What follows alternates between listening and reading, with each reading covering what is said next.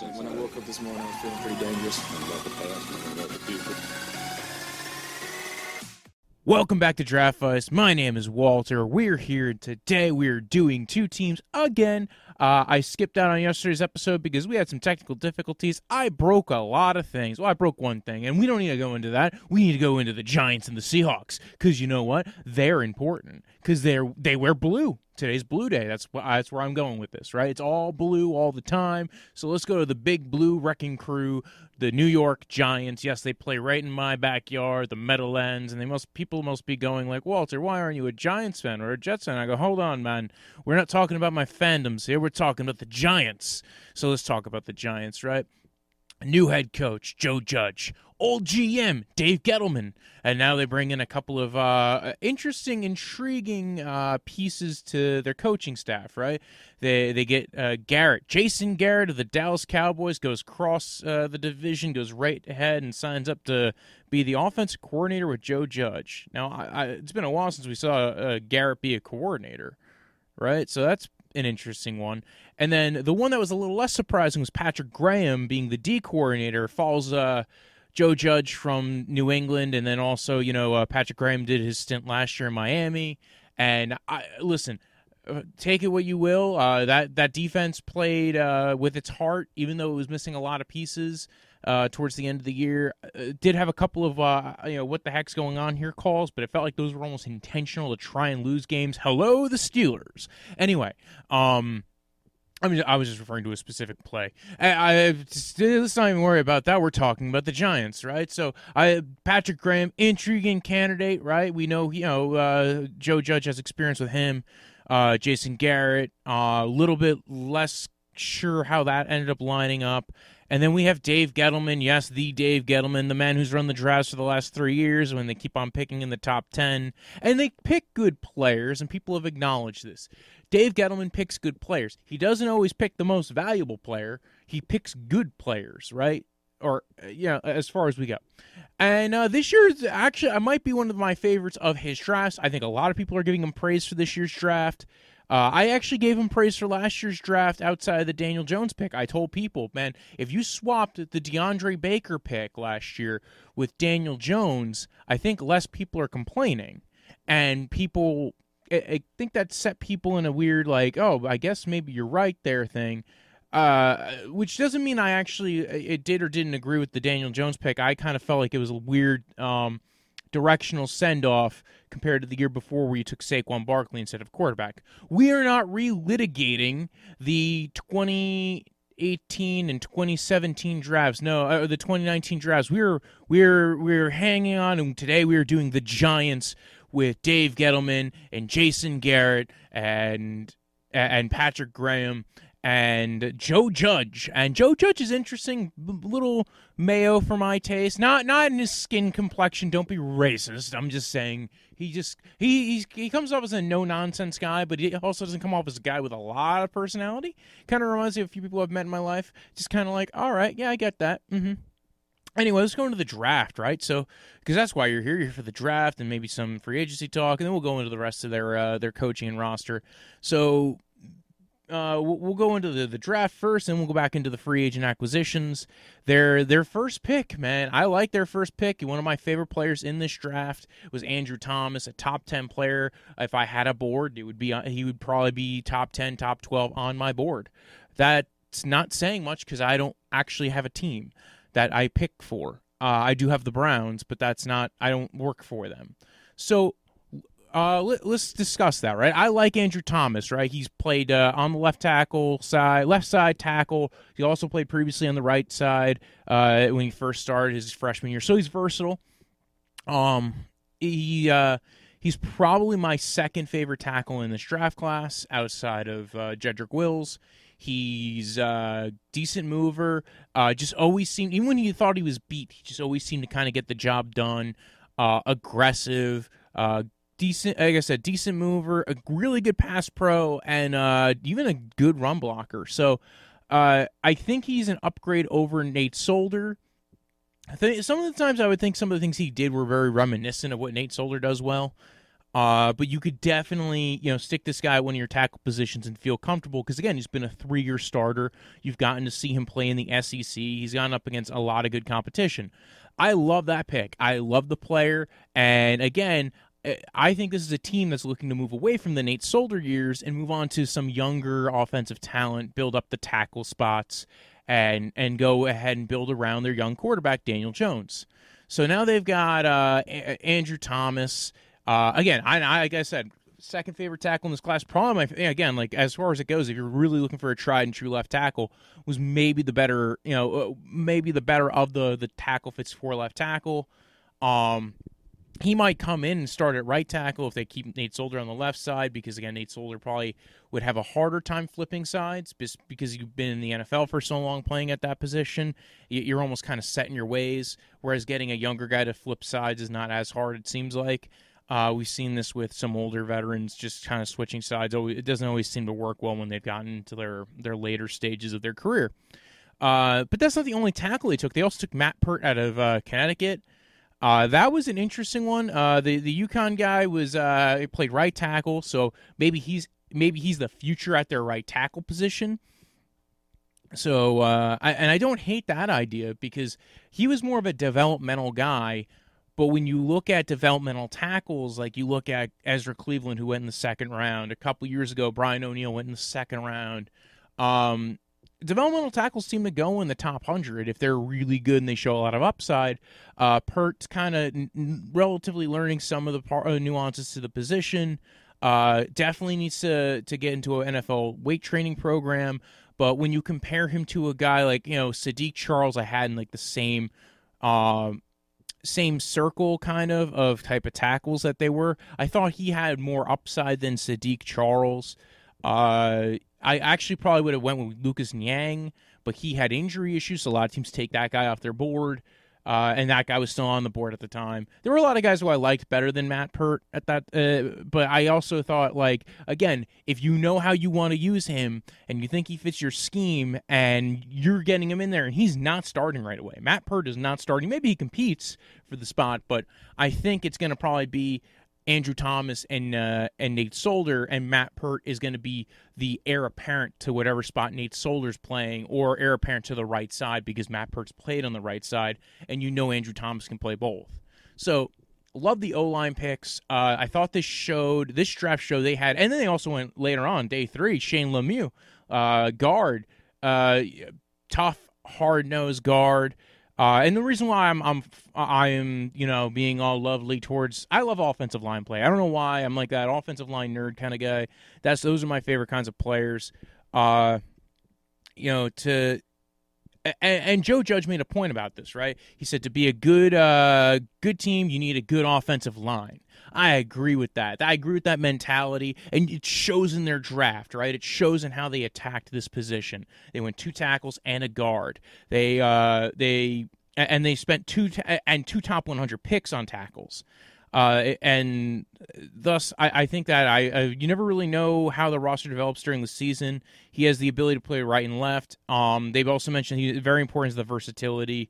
Like I said before, he's played both sides. They mentioned a big thing about the school, right? Kirby Smart, how he runs his program. They go, listen, this is the perfect guy perfect, especially when you're dealing with these like COVID off seasons. That's the guy you want be coaching the guy who's coming into the NFL. 3-year starter.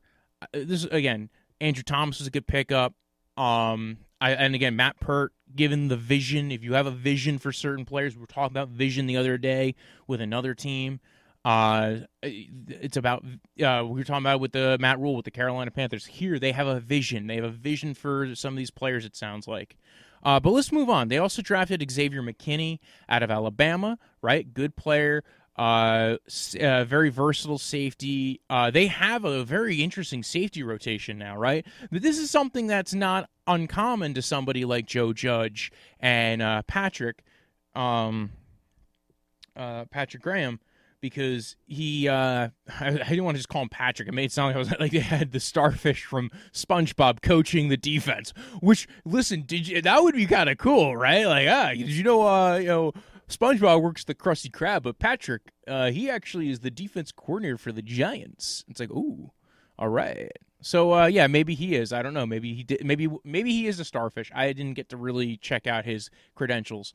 Nonetheless, the starfish coordinator, very well known for being dealing with defensive backs in. Again, he's coming from Miami.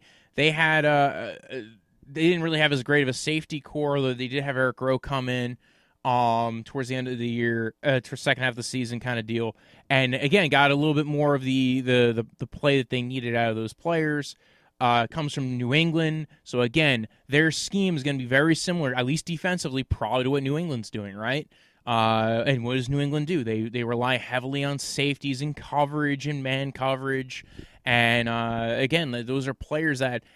You even saw this with the Chiefs, right? The Chiefs have a lot of guys. I think there's going to be a trend in the NFL where it's, okay, maybe we can't get the best corners in the world, but if we get the best safeties, we might be able to cover up some issues with corner. We've seen some teams do this, by the way. And like I said before, this used to be kind of the mentality of the New England Patriots before they just went full defensive back and then just said, screw it to pass rush, and we'll just draft random guys and hope they turn out well, and they end up doing so. So I think that's the mindset that the Giants attack this with. They got Xavier McKinney. He can play nickel linebacker, strong safety, too high, split safety. You have Jordan Love. He could play free safety if you do any single high looks. And they could definitely do a two safety. And I think they're going to be using a lot of three safety sets with Jabril Peppers, who kind of can also play a nickel linebacker role. Again, those two guys give you a lot of versatility on the kind of the middle of the field.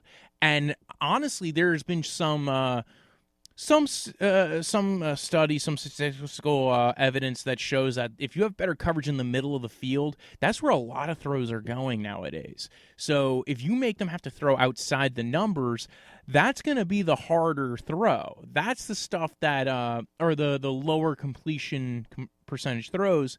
They're also the bigger game-changing throws. But if you're making guys have to throw it outside the numbers, there might be a plan here where they say, listen, we'll get a bunch of guys to cover up, help make the middle hard to throw to, and you make them throw the outside, and if you have a weak-armed quarterback, you're not making that throw.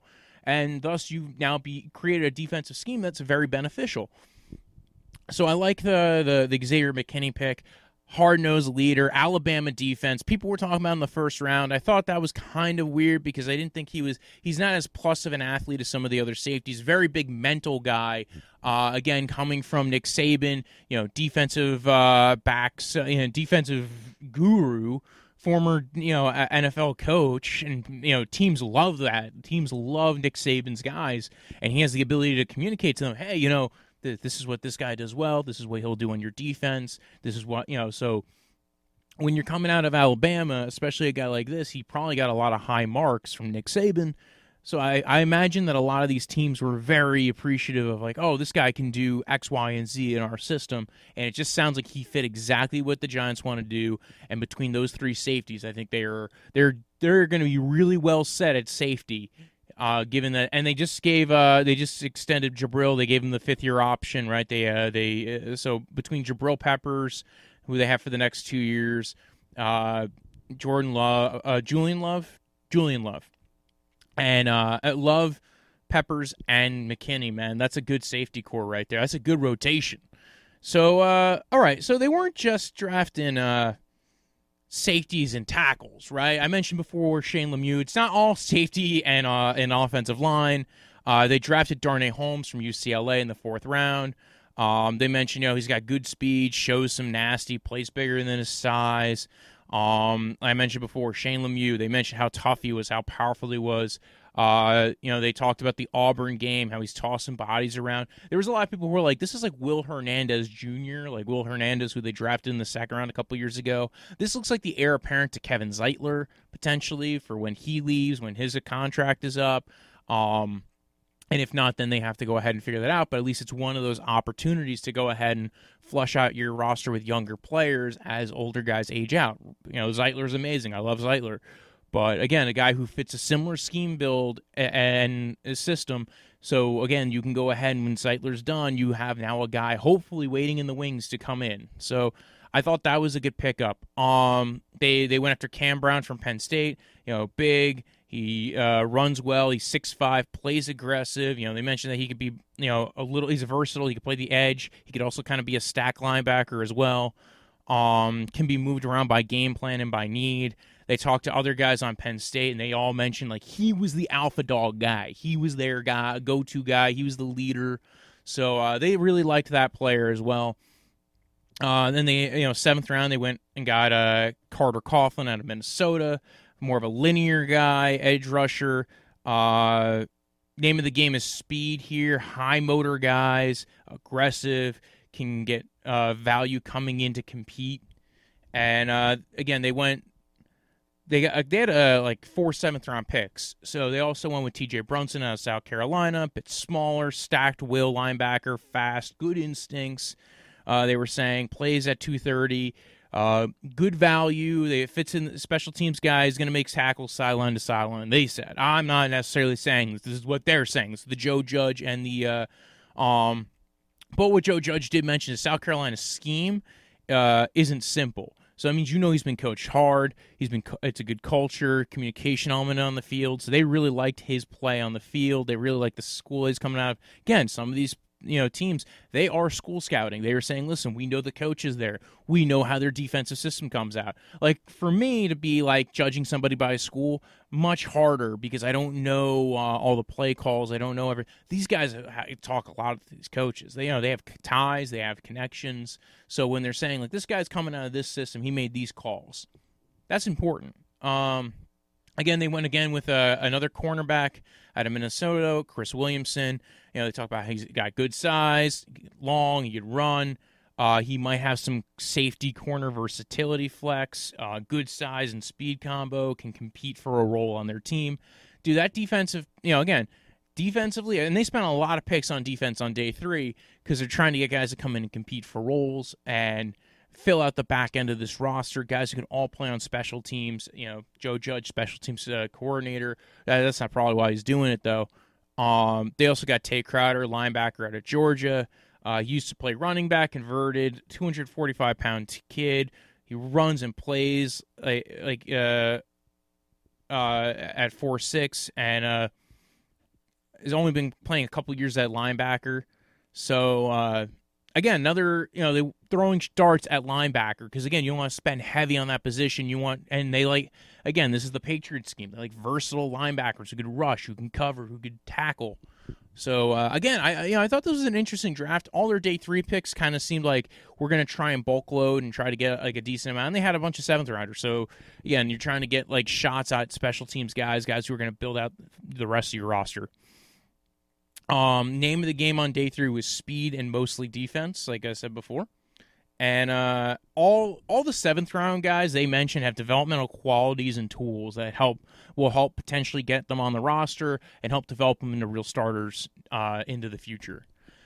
I thought this was a very good draft. Like I said before, I've not been the biggest Dave Gettleman fan. I thought but I'm kind of liking what I see here, and it seems like there's a cohesive vision. I think the problem with Gettleman was it wasn't necessarily his drafting, it was his team building, right?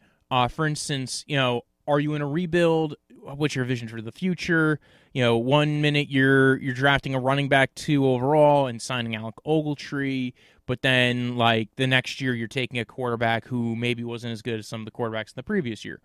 We really don't know. This is more opinions and stuff like that. So let's go into their offseason a little bit. They exercise the 5th-year options on Evan Ingram and Jabril Peppers. Already mentioned Peppers. That seems really good. Now you have these guys locked up for the next 2 years. These are still only guaranteed for injury until the beginning of the 5th year. Which again, like that's. This is the last year you get to do it. Also, these guys are picked towards the end of the first round, so they were a little bit cheaper 5th-year options, which explains why they were also more likely to get picked up. They signed Dion Lewis. They signed Blake Martinez. Corey Coleman they re-signed. The big news one was James Bradbury out of Carolina, a guy who actually Dave Gettleman drafted when he was in Carolina. Colt McCoy is signed on as a backup. Nate Ebner, the safety. Cameron Fleming, another offensive lineman, who has played with Jason Garrett actually in Dallas. They also got outside linebacker Kyler Fackrell for a cheap deal. They formerly of the Packers, and Levine Toilolo, formerly of the 49ers, and also of the Falcons for a 2-year cheap, $6.2 million deal. Cheap, right? $3 million a year. Sign me up. Play tight end. I probably would not do well at that position. They also re-signed David Mayo to a 3-year deal. So a lot of these like little bits and pieces around there. You saw a couple of big names, but mainly Blake Martinez and Bradbury were the big name signings. Dion Lewis, I'm intrigued by Dion Lewis, right? I'm intrigued by Dion Lewis on the same team as Saquon. I did a looking forward episode a couple weeks ago. I think I even mentioned this being one of the more intriguing prospects of that free agent signing. So if they can get the two of them in a backfield at the same time, I think it's a very interesting running back room. He probably also has a little bit more special teams ability. Corey Coleman, I actually kind of intrigued by. And you can see they didn't draft any receivers. I think they feel okay with their receiving room right now between Tate and Sterling Shepard and Darius Slayton, who I thought came on really well last year. I got to look at his tape going into this year. I'm going to start I'm going to start pulling from that, and so we're going to get into when I start looking into the future for these teams. That's a guy who I'm really intrigued by. Corey Coleman, again, former first-round pick towards ACL last year, but we know those can kind of take a while to come back from. But again, the receiving room, it doesn't seem like all that bad. But it's a lot of guys who aren't that tall. So you're going to hopefully get a lot of production out of your running backs, your tight ends. You have Saquon Barkley. You got Evan Engram. Hopefully your scheme helps out. But again, it is Jason Garrett. He can be Jason Garrett. So I'm not sold on Jason Garrett as an OC yet. I do like a lot of the pieces they put into this team. They also franchise tagged Leonard Williams, who has a grievance against the Giants right now for tagging him as a D tackle instead of a D end, and the difference is about $1.7 million. I don't know what's going to probably come out of that. Sometimes the team and the players split the difference a lot of the time. They did lose Halapio, Marcus Golden, and Lattimore. Golden, actually, they hit with the UFA tender, which is basically, so if you know how the compensatory pick formula works, is that the day after the draft, basically, if you sign anybody after that, you doesn't count towards the pick formula, even if they would have counted towards the pick formula before the draft. So what happens is you hit somebody with this tender, and you still, it still gives you the opportunity to get a pick out of the compensatory pick formula. And if they don't sign by a certain date, they become basically a restricted, exclusive rights restricted to your team. So that's it's only been used like twice since I've been watching football. I think the Patriots did it a couple of years ago with LeGarrette Blount. It's a relatively, but we know Blount signed with another team eventually. It is an intriguing decision on their end. I think it's to try and force Marcus Golden's hand, as well as if he signs a decent-sized deal to get him to count towards their pick formula for next year, because they only really signed one big contract, but also they didn't really lose a lot of guys who signed big contracts either. The defensive backs on this team are very intriguing, right? You're just going down the list, right? You got James Bradbury at corner, and on the other side, you maybe have DeAndre Baker. You maybe have the guy who they drafted last year, who what's his name? Before I get into that, their D tackles are also kind of crazy too. I'm actually kind of curious if they keep all these D tackles there, right? They've got Dexter Lawrence, Dalvin Tomlinson, B.J. Hill, I believe, is still on the roster. Why is he not popping up on here, though? Leonard Williams. Oh, yeah, he is there. Chris Slayton, Austin Johnson, O'Shane Jimenez. A lot of, interesting pieces on their defense. I mentioned before, they have DeAndre Baker, Sam Beal, who they took in the supplemental draft, Corey Ballantyne, who played a little bit last year. They got James Bradbury. And then it's weird because their depth charts changed a little bit because they add in just standard DB. Because they have a bunch of defensive backs on this roster. So Julian loves Xavier McKinney, Jabril Peppers. I like their safety room. Baker, you're hoping he's going to take a step forward in year 2. Bradbury, I don't look at him as a true number 1 corner, but he's good. He played pretty well when he was in Carolina.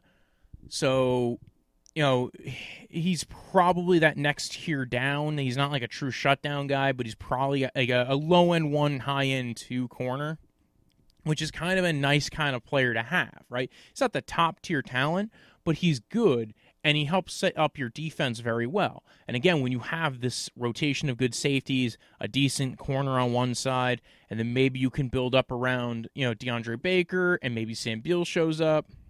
I mentioned before Nate Ebner. They have a lot of pieces on that back end.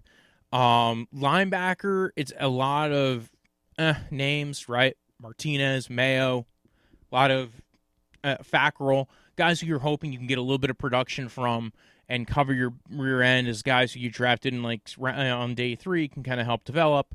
The offensive line, I'm actually kind of curious about, right? They have Spencer Pulley now at center, Will Hernandez, Nate Solder, Kevin Zeitler, Andrew Thomas, Matt Pert, Shane Lemieux, Cam Fleming. You have a lot of depth now, a lot of young guys there, some cheap backups. You got, you have a lot of good on that line, and you have a lot of interesting. The only position I'm really curious about that I'm a little shocked they didn't really truly address was center. And they no longer have Halapio. Maybe they bring him back. They didn't tender him, so maybe they're looking to give him back a little bit cheaper. Maybe they make a trade for somebody, or somebody becomes available. But offensive line, decent offensive line. Receiving core, again, like I said before, kind of an intriguing receiving core. I liked what I saw from Darius Slayton, and Evan Ingram's still there. Levine Toilolo's kind of replacing a little bit of what you lost when you lost Red Ellison. You have Eric Tomlinson, who can kind of play a little bit of tight end 3 or fullback role. And then you have Colt McCoy and Daniel Jones. I think this is a very intriguing roster. As far as their prospects for 2020, I think they are going to be a harder team to beat. Now, again, the big problem here is Joe Judge is coming off of a short offseason, not the ability to have all the guys in the room and kind of, not getting rookie mini camp and getting the benefit of being a rookie head coach, of where you get the extra time with your players and not being able to be in the room with everybody. So I do think that they are going to be a little bit of a disadvantage. I like a lot of the pieces, though. I don't think they are the worst team in their division. I don't think they're one of the worst teams in the NFC. I don't think they're one of the worst teams in the league, like I was thinking a couple of years ago when everything was kind of falling out of place. It seems like now they are taking the time to go ahead and address positions of value in certain ways. I'm still not a big fan of Blake Martinez, but he's a piece of the defense. He's still, a good tackler, good downhill guy. But again, the Packers didn't really want to keep him around either. Mayo was a good idea to keep him on just because you needed depth at the linebacker position. I feel like that's their one weakness.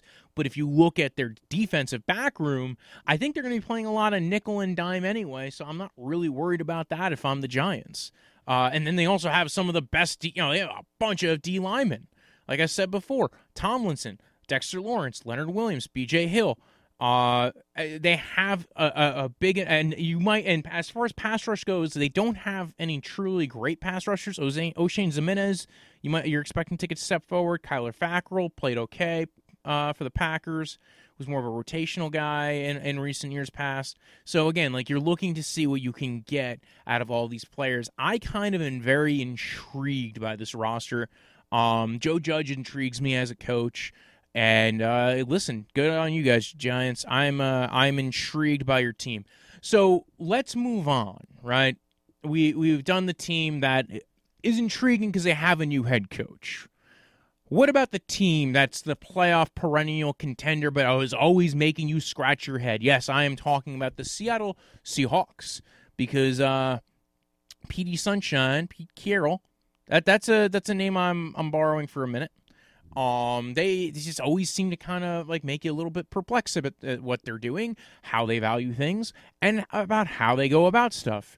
And that's just how it is. I never quite gauge what the hell they're doing. They sometimes make picks that'll make you go, "Why did you do that?"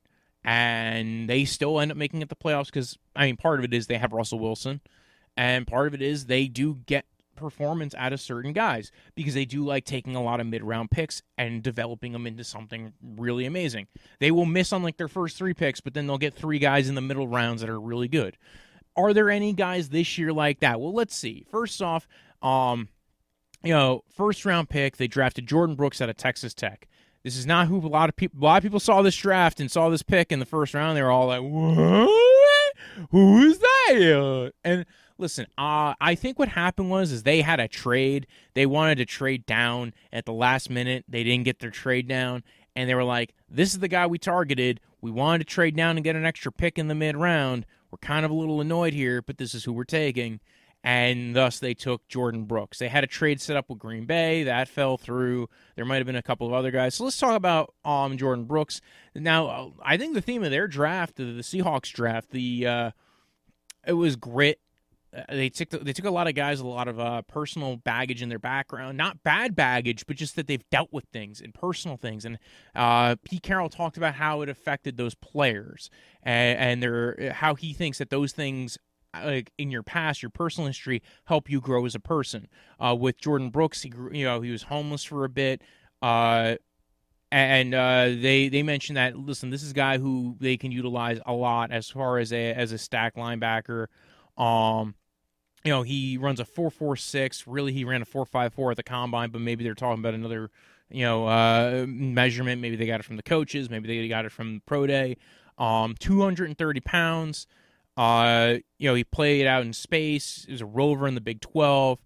Senior year, he played inside. Utah staff came down there, and the strength coach helped build him up and ripped him up into this year. And again, they talk about the hardship and makes it through made it stronger from the lessons he learned along the way. Pete Carroll mentioned how versatile he was. Played, was spying the QB, was rushing guys, can play inside, can play outside linebacker. Want to see where he can fit. They really liked him from the combine interview and from the formal interviews. And, they talked about the hard-nosed work ethic mentality. Came across as a great fit. A lot of speed on the field. They weren't really mentioning him as a Sam linebacker, but then it got mentioned in one of the post-draft conferences, and they were like, it could actually potentially be it. They also talked about the Senior Bowl, helped the eval. Schneider didn't really get to meet with him at the combine or at the Senior Bowl, but they did get people in the room with him and got to vet him.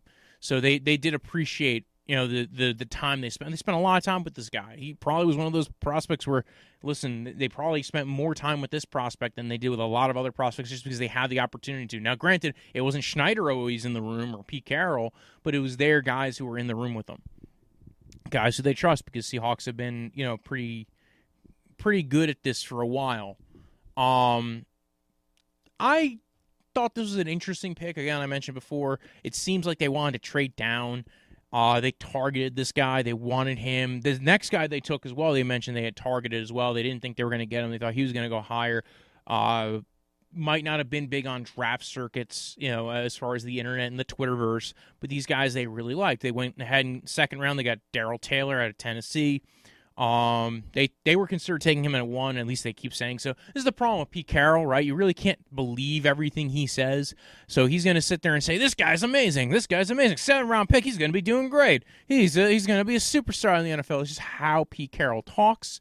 He pumps up everybody. I'm a big fan of that. Makes it hard to interpret what he's planning on doing, but I do appreciate why he does it and kind of like the methodology and how he likes to build up the character of some of his guys. But he did say this is a guy who is in consideration for round 1. They kept it quiet that they wanted to get him. They were shocked that he fell through. View him as a top-end pass rusher. Played through a stress fracture, so he dealt with a lot of had surgery at the end of the year. They had him in for a visit right before quarantine hit because, again, like he had the stress fracture, upbeat personality, aggressive. Pete Carroll mentioned, got to be up close and personal, was a real edge, was really effective on third down, did a lot defensively, with very, very diverse responsibilities.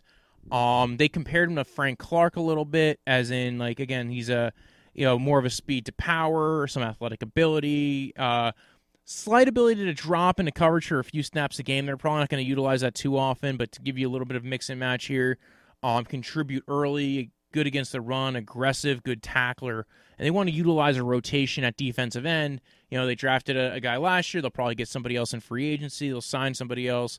But again, they liked what they saw from the guy. One of the actually, sometimes you'll get a little bit of, from the beat reporters kind of parroting outside thoughts. For instance, one of the beat reporters had mentioned other coaches have said to him that Joe that he's kind of raw. He's got 5-star potential, but 3-star traits, like 3-star play on his tape. And Pete was saying, like, you know what? He was consistent. The coaches loved him. He's a culture setter, and the entire staff loved the guy he's going to battle. So those two guys were intriguing prospects. They weren't guys who necessarily everybody had high on their board, but again, Seattle comes at these things with a very specific vision. And I'm not at the time, like, there's certain guys that they just kind of take and they, you know what, if it doesn't work out, it doesn't work out, because, again, they like taking those fire shots later on anyway. I don't really have much to add to those two picks. They seem to want to be able to utilize these guys to kind of fill out roles on their defense. Defensive end and linebacker are positions that they value. They like athletic linebackers. They like having a decent rotation of defensive ends and rushers and D linemen. They have Damian Lewis. They drafted Damian Lewis in the 3rd round. This is a guard, guy who I was kind of intrigued by, interior O-lineman, LSU. This is where they mentioned Ed Ogeron, head coach of LSU, has a very big connection with Pete Carroll. That was very clear. It was brought up multiple times. They're projecting him to play right guard because they've seen him do that. They saw him do it for 22 starts, playing big boy football in the SEC. So he's got good length for a guy who isn't tall. They like him. He's got a good anchor. You're gonna love the. He said Ogeron said to him, "Hey, you're gonna love this kid from the way he competes." Right, good length, and again, played some of the best guys in the country. LSU. I mean, you got to see it on some of the college football playoff games. Really good player. I was intrigued by his play. I think he fits what they kind of want to do. He even said that he was kind of a fan of the Seattle Seahawks a bit. So all three of these guys, I was mentioning before, they talked about the hardships that Brooks dealt with. All three of these guys dealt with some kind of hardship. Family member that was incarcerated, homelessness, and how those personal background qualities may actually play into, hey, like, it kind of adds to the grit. For instance, with Darryl, it was he had some personal background, and if you're dealing with personal background, you think about it, he played through a stress fracture. That was a lot less to him probably than having a family member be incarcerated, where the mental issues with that, the mental that takes to go through that is probably a lot harder. So they appreciated all these guys' mental makeup as well. Day 1 and 2, I think a lot of people had questions about the draft, but like I said before, it's very hard to critique the Seahawks because they just seem to find ways of manufacturing ways to make it work. And again, I like Damian Lewis. This is finally like one of those guys, like, okay, this is a guy who's going to come in, he's going to plug in, play right guard, compete with Fluker, and maybe you kick Fluker to the other side, or now you have like a good rotation. They also, by the way, got rid of Britt at center, cut him, cleared up $8 million. So it seems like they're going to go for some. They cleared out a little bit of extra money there too. That was just something to mention. Day 3, right? Day 3, they go ahead. They draft Colby Parkinson out of Stanford, big guy, tight end. They met with him at the combine. Coach Schaub came in, was bragging about him. Schneider says he's a tough and smart, reliable guy. Pete Carroll was saying, like, you got to beef him up, get him a little bit better as a blocker, but he's already pretty good as a pass catcher. Round 4, they took DJ Dallas, right, wide receiver who moved to running back, versatile. John Schneider even mentioned that he was a high school QB. Pete Carroll mentioned a lot about the special teams element that this guy's going to bring to the table. He's try hard. He played Wildcat back in the backfield in college. Hopefully, he will contribute in different ways. Find different ways to fit him into the offense. Edge, Allen Robinson, Syracuse, they mentioned, right? This guy drafted in the 5th round for him. They wanted to build depth on the defensive line. Production and ability to do the stuff that guys who were picked higher were doing. Excited to get him in, work him out. He actually worked out with their guys out in Seattle, and apparently they kind of made the joke of like, listen, I guess that strategy worked for him. He's working out with our friends, our players in Seattle. Maybe the Echoes kind of, I don't think they really draft like that, but maybe hearing about that kind of pushes him up their board a little bit, or when he's there, it makes you go, let's take this guy.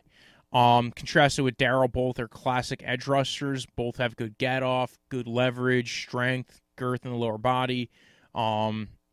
Really coordinated technique. They were shocked he was still there in round 5 as well. They also took a wide receiver, Freddie Swain out of Florida. They mentioned he's got some swag, kind of a smart football player, competitor. Mentioned that the scouts, specifically Barry and Highsmith, had checked him out, and that his intelligence might put him ahead of the curve as far as adapting to the game, especially in this COVID offseason. And then finally, round 7, they took tight end Stephen Sullivan out of LSU, developmental prospect, was very open with Coach McPherson at the Combine, the Senior Bowl. Coach Ogron had told Pete Carroll, like, listen, our biggest mistake was that we didn't use them enough because we had so many good players and we tried to utilize them, tried to get them around, but we just had so many guys. Remember, they had Thaddeus Moss, they had Sullivan, they had Justin Jefferson, they had Jamar Chase, they had Clyde Edwards-Helaire, and when you have such a big, so many good guys in your offense, it's hard to kind of get them to really play, get them all to play at a certain level. Pete Carroll even mentions, like, they didn't use him enough, but he's like, he's particularly good as a receiver at the line of scrimmage, can see all the talent that he has. They're trying to play a football team that can play anywhere, in a park, in a street, in the driveway, in the backyard, in the valley, in the highs, in the lows, in the mountains. If you can you scream? They want guys who could fight. They want fighters, and they want guys who have some grit. Like I said, all these guys, all the top guys had a bunch of grit to them, and John Schneider said it's a never-ending study on what that mental makeup does for these players. And Pete Carroll even mentioned life experience molds you, and that life experience really does affect how they looked at some of these players. I'll talk quickly about their free agency. Because again, I did the looking forward episode, so actually, again, it was one of the teams that right before the draft I did. They re-signed Mike Upati, they signed Dorsett, they acquired Quentin Dunbar from the Washington team, they signed Chance Warmack, who took a year off, they signed Cedric Ogbuehi, formerly of the Jaguars, they signed Brandon Shell, formerly of the Jets, to a 2-year, $9 million contract, they signed Bruce Irving back, formerly of the Panthers, used to be a Seahawk, now they're reunited, and it feels so good. They re-signed Luke Wilson. They re-signed Jaron Reed to a 2-year deal. They're D-tackle. So, again, they've listen, just because you're paying attention to this is kind of a very underrated all-season. They really took shots on O-line, right? Upati, Warmack, Fluker's already on the team. They got Ogbuehi and Brandon Shell, right? They lost Fant. He walked away. This is a very intriguing team. I am especially about how they've handled offensive line, a position that they've been kind of not considered good at over the years, right? So now you look at it, and you have a couple of guys competing for right tackler between Wheeler and Shell and Ogbuehi, and then left tackle you have Dwayne Brown, and you have Jamarco Jones backing him up. Again, another guy who compete for one of the other tackle spots. You have Ethan Posick, B.J. Finney, Phil Haynes, Damian Lewis, Mike Upati, Joey Hunt, Chance Warmack. They just got a lot of guys in that room who are going to come in and compete for spots, and hopefully that builds out a decent offensive line. I think that this is probably one of the more talented offensive lines I've seen them sport in a while. The only question is actually center, which they just cut their center. Don't know why they did that. Like, I actually liked, I thought that was their one other piece outside of Dwayne Brown that I thought was really good. So that was kind of a shocker. Wide receiver wise, they've got Metcalf, they got Lockett, they got Dorsett, they got David Moore. They signed Greg Olsen in free agency, who is released. Then he joined up with the Seahawks, so he's going to help coach up their tight end room while also being a great player. They've got Will Dissly still, although I don't know how much Will Dissly's going to be able to do. He's coming off a really bad injury. Luke Wilson, they re-signed. He's kind of more of a tight end 2, tight end 3 kind of guy, depth player, kind of a more specific role player. Chris Carson's coming off a little bit of an injury. Rashad Penny's coming off a major injury, ACL tear. So offensively, though, I think this is going to be a better offense than it was last year. Like, I think everything they put in this room, they spent a lot of effort and time and money to really throw at this offensive line. Outside of that, right, they also have the defensive line, right? They have Poona Ford, liked him a couple of years ago. Jaron Reed, L.J. Collier, Bruce Irvin's back as the Leo, also as off-ball linebacker. They got Bobby Wagner, K.J. Wright, Jordan Brooks, Shaquem Griffin, who actually I think if you could utilize him more as a rushing role would be intriguing. And their defensive backs, they got Shaquille Griffin, Shaquem's brother. They got Trey Flowers, Brad McDougal. They did release Tedrick Thompson, so a guy who was a 5th-round pick a couple of years ago, but more because they have Quandre Diggs at free safety, right? Guy who they traded for during the season last year. Dunbar's going to compete for a spot. Trey Flowers, Shaquille Griffin. Dude, I think this team's actually a lot better than it was last year, and last year they made it to the playoffs. So Seattle, I think, is on the route up. Like, this is kind of the sneaky team, right? Like, everybody's looking at, they had this kind of weird, dumb draft. Well, they filled out pieces in their draft. This is like we were talking about the Saints, right? The Saints did specific moves to help build out their roster. And now, granted, the Saints probably picked players that were higher on other people's boards. So I think that's why the Saints, when they do it, people no longer look at them like they're cuckoo bananas. But we've seen it before. Marcus Davenport, a couple of years ago, they drafted. A lot of people didn't agree with them trading a first-rounder to go ahead and take Davenport, the Saints, I mean. So here with the Seahawks, they're doing kind of the same thing. They've kind of filled out a really intriguing roster. You do need to eventually have an heir apparent to Dwayne Brown. I like Jamarco Jones. I liked him coming out of Ohio State. I think there's a lot of pieces in that offensive line room where I'm not as worried about this offensive line anymore like we were a couple of years ago where Russell Wilson was running for his life. I like the receiving core, right? Tyler Lockett, DK Metcalf, Phillip Dorsett. These guys are fast. Some speed element to their offense. And then, you got the tight end room, which is intriguing as well. You got Greg Olsen, finally, doesn't have going to be taking passes from Russell Wilson. Man, that's an intriguing element on its own right. Defense. Yeah, the defense does not have as many great players as it did before. They're probably going to be looking to build up their pass rush. But overall, again, the back end looks a lot better. Maybe they do sign somebody in free agency. Maybe they get Ziggy back on a cheap deal. Maybe they get somebody else who's kind of looking to make it back into the NFL because they seem to do that, and they do that really well. So, or maybe L.J. Collier takes his step forward. Maybe, again, Bruce Irvin, they brought him back. So those are big pieces to their defense. I think this is very. I think it might be weird to say, but I think the Seahawks got a lot better in this offseason, sneaky better, which is kind of an interesting thought. Don't tell anybody, though, because I don't want to hurt anybody's feelings. So if you want to follow the podcast, at Draftvice on Twitter, at Draftvice_football on Instagram, you can follow me at BROJO. Death is in the end of life. Punch like a delicious drink. And again, you can follow the podcast, like it, follow, subscribe, leave a comment, leave a review on the iTunes and anywhere else where you listen to podcasts. And Facebook, all those fun things. Have a good weekend. Have a good week. Maybe I'll be back tomorrow. Hopefully I have to do a little bit of dancing and singing to make my supper. So have a good day.